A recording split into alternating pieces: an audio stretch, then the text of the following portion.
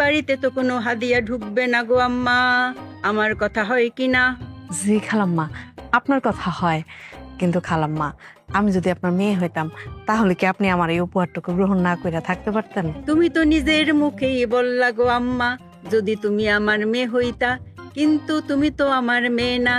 যেই দিন এই যদিটা উইঠা যাইব গো আম্মা, সেই দিন এই হাদিয়া আমার ঘরে ঢুকবো, আমার কথা হয় কি না?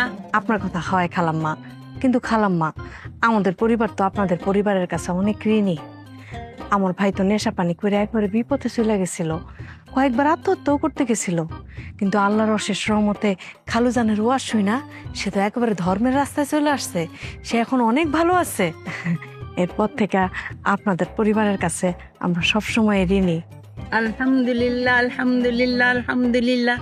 শুই না খুবই খুশি হইলাম যে তোমার ভাইটা ধর্মের পথে চইলা আসলো। কিন্তু আম্মা, তুমি যে ব্যবসার জন্য এইখানে